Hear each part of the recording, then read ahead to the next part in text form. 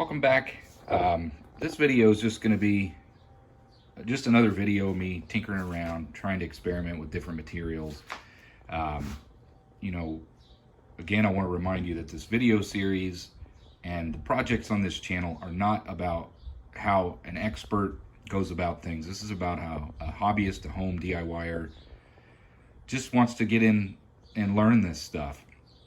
The techniques and procedures are not going to be industry standard. I am trying to learn and do things the right way, but you're going to find mistakes here and there. But you know, hopefully there's some value. This is what somebody who's never done this before will likely go through. So there is value in this content, I believe, for people in my situation that just want to learn something new and just get into the hobby and start turning some metal. I thought I'd share this. I got this scrap rod of steel. I think it was from a railroad. It's busted. Let me get it out of this vise and I'll show you. I'll bring you right back. I'll get you set up. So I brought you over to the other workshop just to show you when you're working with this material or any scrap material, you're cutting things, make sure that you are safe. And when you go about things, make sure you're using proper eye protection, hearing protection. You know that's something that can't be stressed enough. This can be dangerous. People can get hurt, and nobody wants that. So this was attached here, and I just, I wasn't going to get this nut off of here without grinding it off. So I thought, this would be a good, get a little chunk of this, and I'll be able to see how hard this is, what this material is, and see if it's turnable on my lathe. So I decided to hack this off, but I thought you might be interested in what this is. I know it was junk from a railroad. I assume, as you can imagine, a train's gonna be put a lot of force and pretty heavy stresses on things. So it's a pretty big stock. I think it's 1.25 inches. Let's take a quick measurement if you're curious.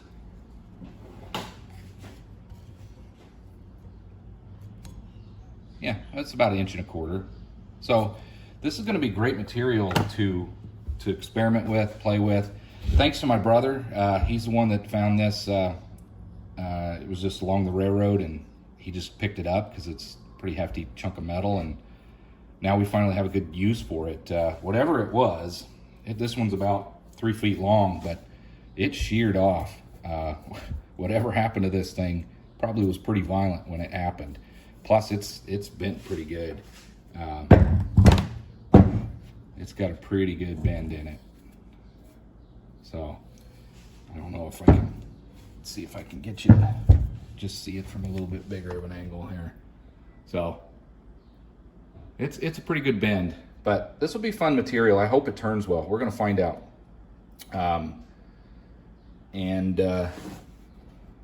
And see what this does. We'll get it cleaned up and just try to get a nice piece of stock that's clean, that then we can do something with later. We're gonna try to clean all these threads up, and remove the threads, face the ends off, see if we can, turn this crappy piece of scrap steel into something usable.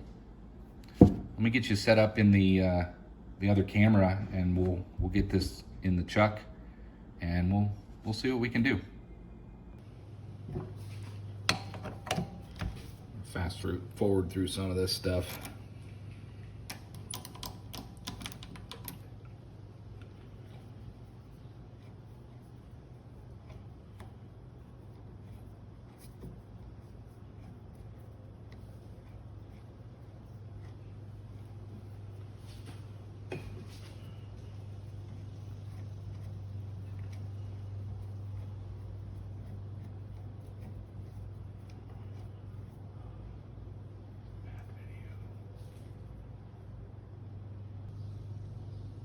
Okay, we got you set up with the center drill bit that I'm gonna use. I'm gonna put a little oil on there, get a center put in there so that I can use my live center and support it as we're trying to turn these threads off of here.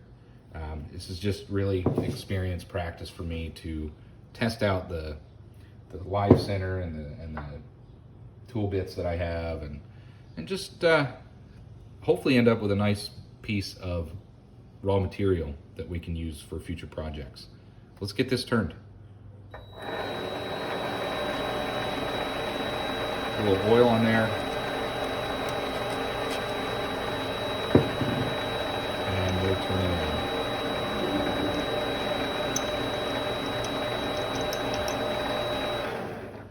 I'm going to tighten this up. I don't like how that moved.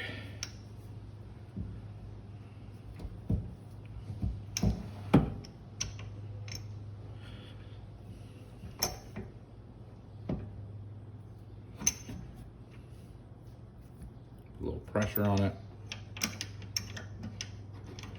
All right, let's try this again.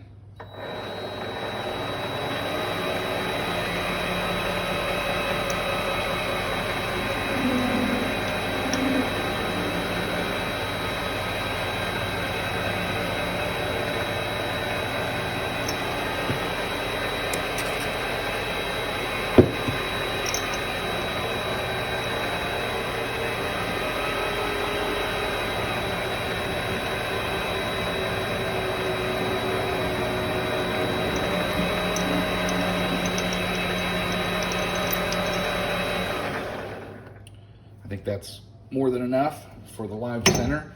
Let's get this out of the way. Probably didn't need to go that big, but that's fine. Like I said, this is just a test piece that we're testing with. I'm going to take this this drill chuck out of here. I'm going to put the live center in. Let's see how that lines up.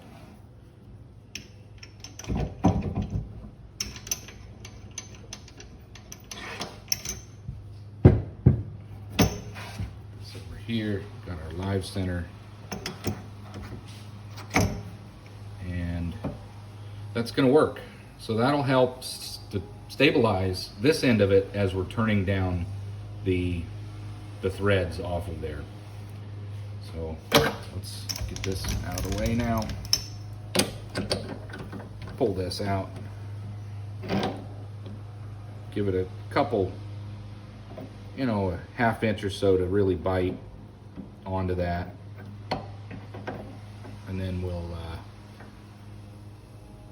get it mounted up, put another center in that side, and then we'll clean up the rest. So for now, before we tighten it down, let's get the live center in there where we want it.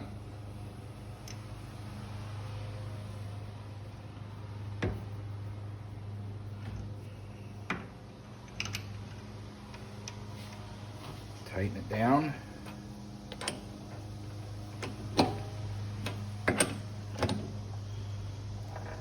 And bear with me, first time I've really used the live center for something practical. That's tightened down now. Got our live center tightened down. Tighten this down so it can't move back. And let's see, I think I'm going to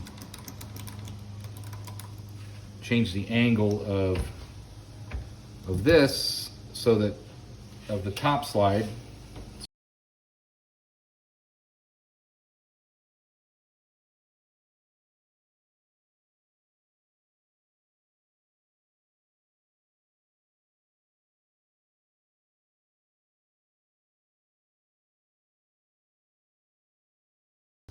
There's our setup.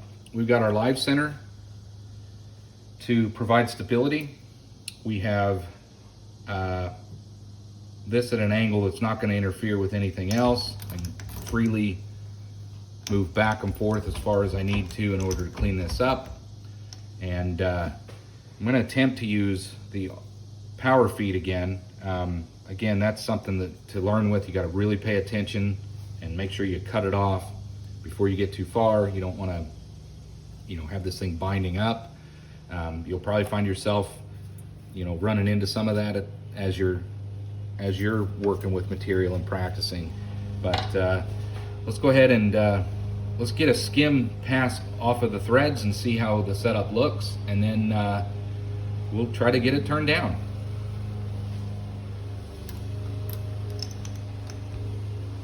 So we'll do a touch-off pass. Boy, that live center doesn't look good, does it? Boy, that's wobbly.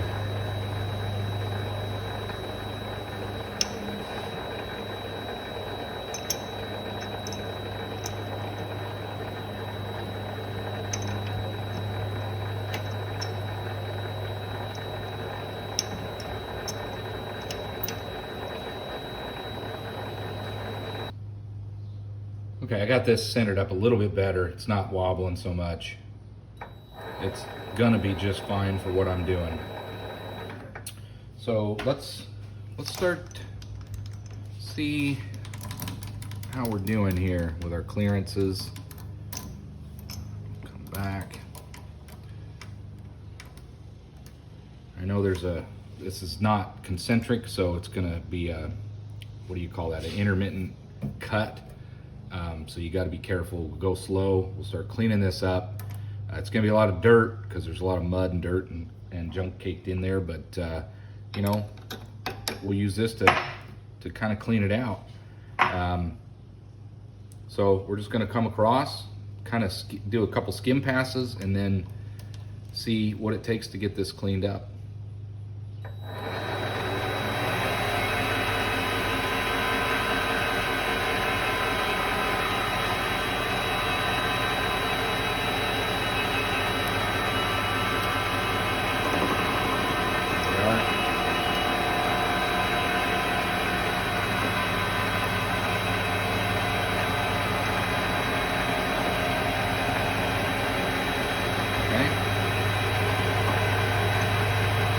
And there are.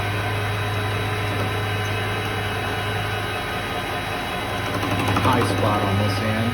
Get that knocked down.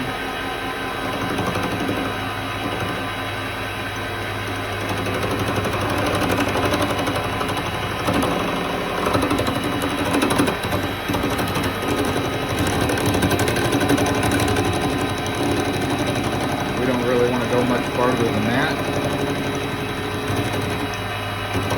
Change the angle of my tool. I'm going to change the angle of this tool. Just make sure everything clears. That way the tip is what's leading and not there we go, not anything else.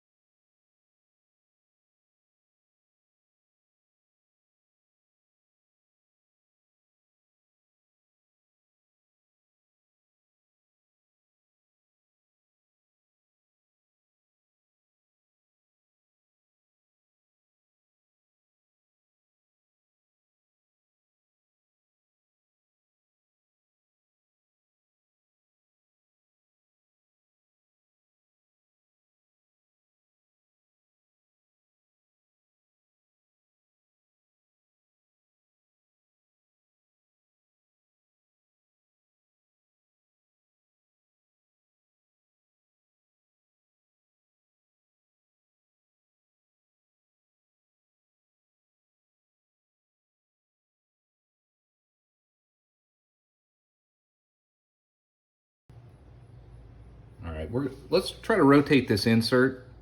It is chattering and squealing a lot. I don't know if it's just the material or what, but I've got replacement inserts. So let's rotate this. Make sure you can see it there. I've already rotated it once. You can see I kind of chipped it before. That was the original edge. It's got a little bit of a chip on it. And then this was the second edge. Yeah, it's definitely getting blunt, if you can see it. Now here's the new edge, the new corner. So this will be the third corner that I've used off of this particular insert. So let's get this in here and see. I know it's not good on it.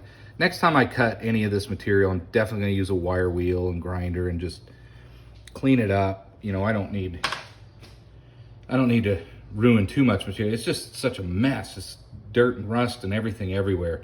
I'll get it cleaned up later, but I'll definitely use a wire wheel and get this cleaned up before I come to the lathe the next time. But for now, this is what we're going to do. We're going to keep on going. I think we're getting close, and we'll be able to compare it to the original thread on the end once we get it done.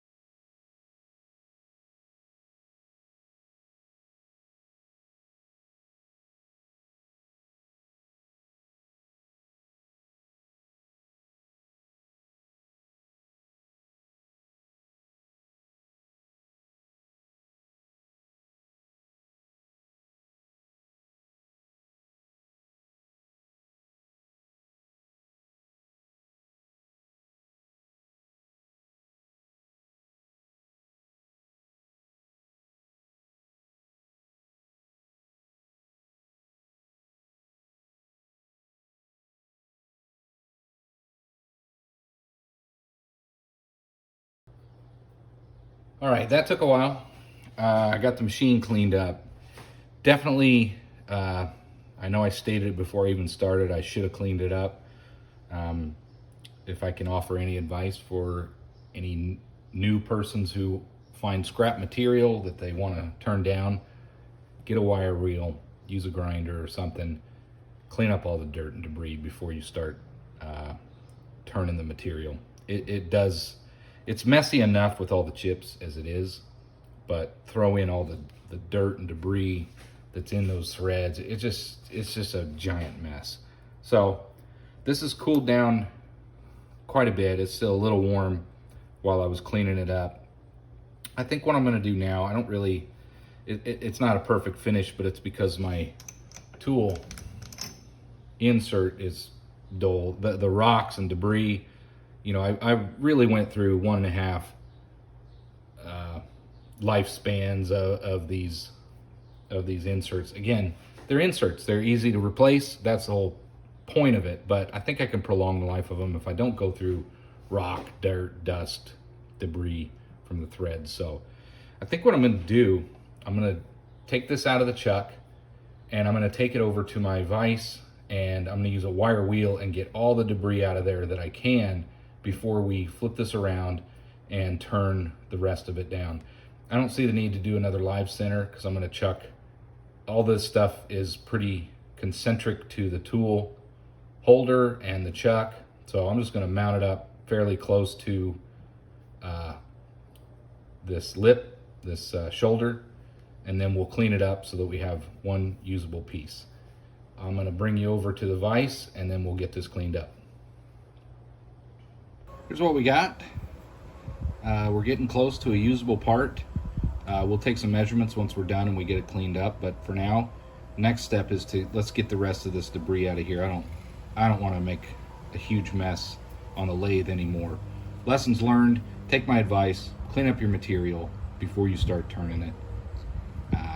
Otherwise, you're just gonna have to clean it up. So, here we go.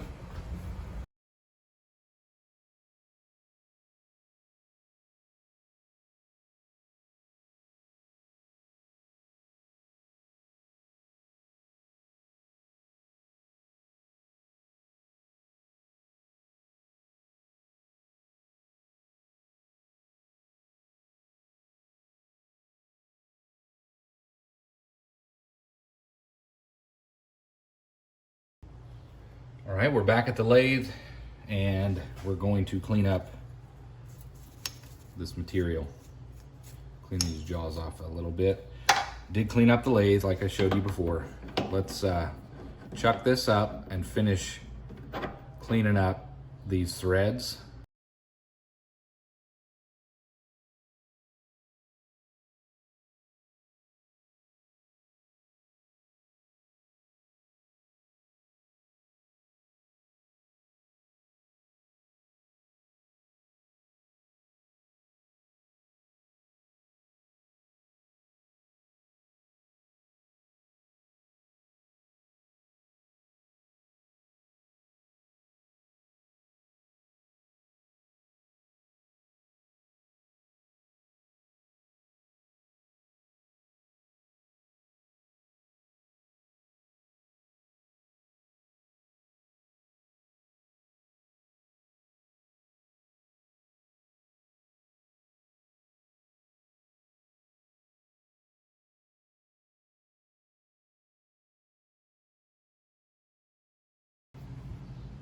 All right, we're gonna conclude this video.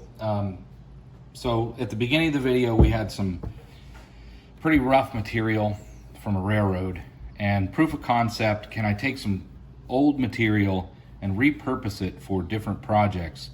And I'd say the answer is yes. This isn't the greatest finish, but I didn't want to change out the inserts just yet. And you know, I was just trying to clean it up from that rusty old hunk of metal that it was to this. And what do we have? We have a almost an inch, 990 thousandths usable material, which I think is acceptable. We got a little bit, yeah, 980 thousandths on this end. I did, as you can see, I went a little bit too aggressive, went in. It doesn't matter. This is what I was going for. Now I took 1.25 inch stock. I ground off all of the dirt and the old threads, and now I have a usable piece of material. How big is this? What's the length? See if we can move you up here. So yeah, 3 inches, 120 thou of usable stock that I can add to my collection in order for that next project. You know, who knows what this could be, but this is now reclaimed steel from an old hunk of iron that was probably destined to be recycled or thrown in the trash. And you know, proof of concept. I got to do a lot of things today. I got to use a grinder, cut this off of the original hunk of metal. I got to clean it up with the wire wheel. We got to center it up with the live center, do a center drill. We use that in order to create our center hole. And we got to just play around with the lathe again. So now we've got a really nice piece of stock that we can add to our collection to use. So anyway, the whole point of this is use materials that you can find if you can to learn off of. Don't go out and just start spending, you know, hundreds of dollars on raw stock just to turn it down. There's stuff out there. You just got to keep your eyes peeled. I know this isn't really fascinating stuff, but again, you're going to find yourself in this situation if you're new to the hobby and you want to try and learn. Find some old material, clean it up, and now you've got some usable stock to use for something. So hope you enjoyed. Hope to see you next time. Thanks for watching.